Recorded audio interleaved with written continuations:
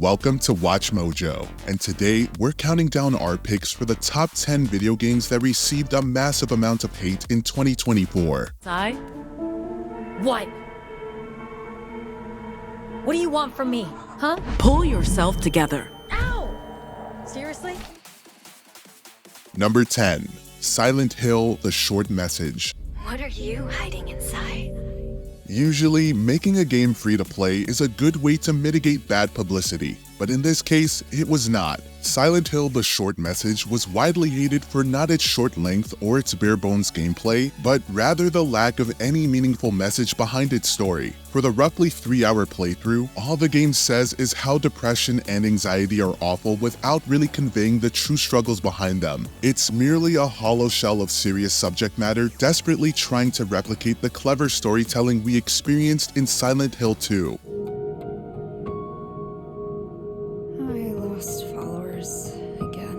Number 9. Star Wars Battlefront Classic Collection.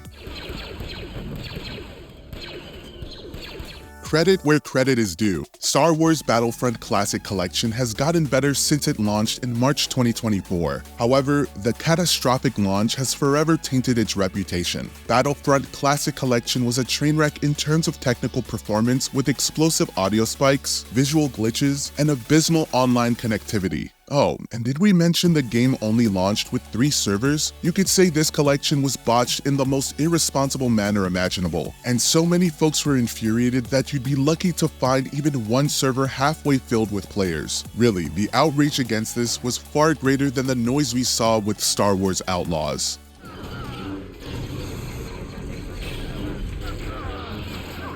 Number 8. Jujutsu Kaisen: Cursed Clash. Gojo's here, there's nothing to be afraid of.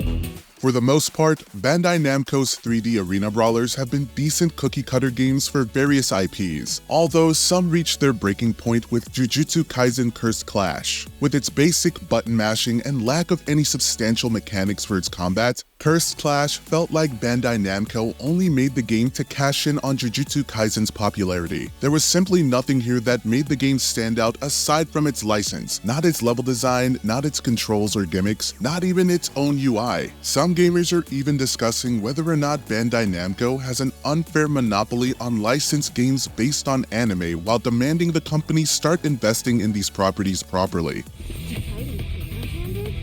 You put lead in your food or something?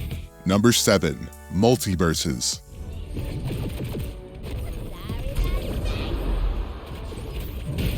At one point, MultiVersus did seem like a worthy competitor to take over the hole left behind by Smash Bros. Ultimate. Alas, the full version 1.0 launch could not have gone any more terribly as it did in May 2024. Not only did the gameplay drastically slow down with some characters getting smaller movesets, MultiVersus was even more egregious with monetization than it was during the beta. Players were really expected to fork over $10 for Tom and Jerry or $15 for the Joker? You're kidding, right?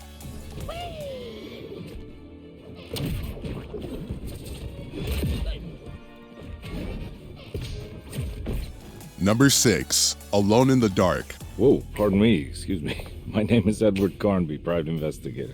After having been tormented through 2 reboots, Alone in the Dark returns with a 3rd, but under a new owner, THQ Nordic. And as expected, it was anything but decent. Developed by Pieces Interactive, Alone in the Dark had ambition in modernizing the IP in a new era of survival horror, yet seemed to forget how to be a compelling game to begin with. Inconsistent tones, uninteresting characters, flat performances, clunky controls, and awkward combat all made this revival less than stellar. Pieces Interactive was closed less than 3 months after the game launched, and now everyone is left wondering why Alone in the Dark should ever come back again.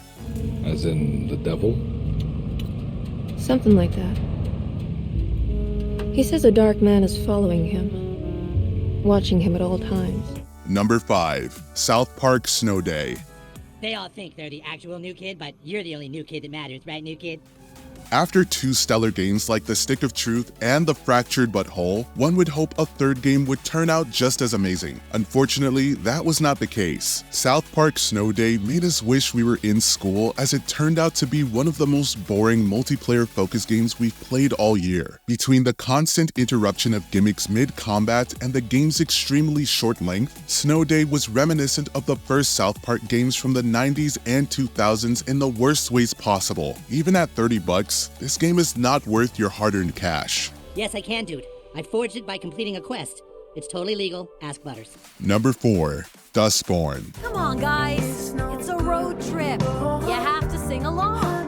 Video games do sometimes get political, as do most forms of entertainment, but get overt or even preachy with your message, and that's what will draw you extreme ire from players. Dustborn was lame in every aspect you'd expect from a video game. Gameplay boils down to wandering around hallways and talking to characters about feelings and unmitigated emotions. The story is inconsistent in tone throughout and hits its own messages over your head with a 5-ton sledgehammer. And for a game themed around garage band music, one would hope the songs would be decent. Alas, no. Though some outlets claim Dustborn sold just fine, a low player count on Steam suggests otherwise.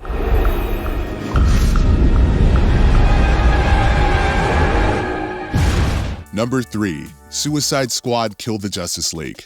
Don't sweat it. Batman doesn't kill people. When you have a studio like Rocksteady that specializes in single-player superhero games, what do you suppose their next game should be? Well, according to Warner Brothers, it should be a live-service online multiplayer game. Despite having a pretty solid story and combat, Suicide Squad Kill the Justice League suffered greatly in having an eyesore of a UI, a convoluted economy, and a mundane endgame cycle, and above all, a lazy ending that only served to somehow justify the game's live service aspect. Kill the Justice League wound up costing Warner Brothers $200 million in losses, and even after suffering from this, the corporation is still insistent on its live service agenda with future titles.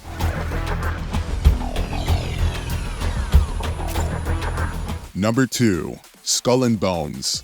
Storms are omens of abundant treasure. When it was first revealed at E3 2018, there was something about Skull and Bones that seemed promising. But after suffering several delays and even an entire restart on the project, what hope was there in this game turning out decent? We'll admit that Skull and Bones was one of the most technically sound launches Ubisoft has ever seen. However, the bare-bones open world and insanely basic combat left much to be desired. With Ubisoft deeming it a quadruple A game, this immediately made Skull and Bones, as well as Ubisoft, the laughingstock of the gaming community throughout 2024. And yet, they didn't suffer as badly as our final entry.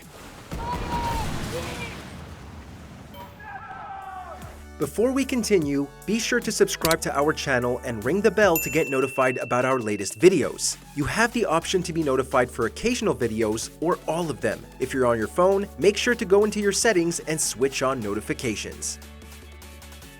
Number 1. Concord. More bounty cards equals more rep. Grab as many as you can.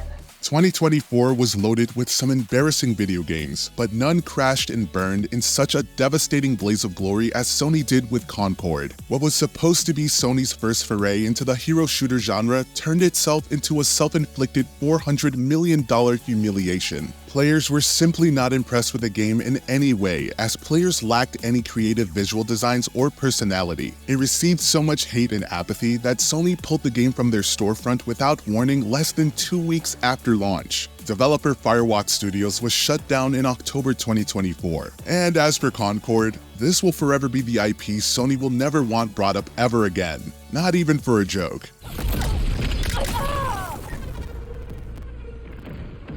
Did you try out any of these games for yourself before the internet set them ablaze? Share with us in the comments below.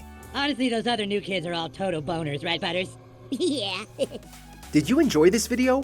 Check out these other clips from WatchMojo and be sure to subscribe and ring the bell to be notified about our latest videos.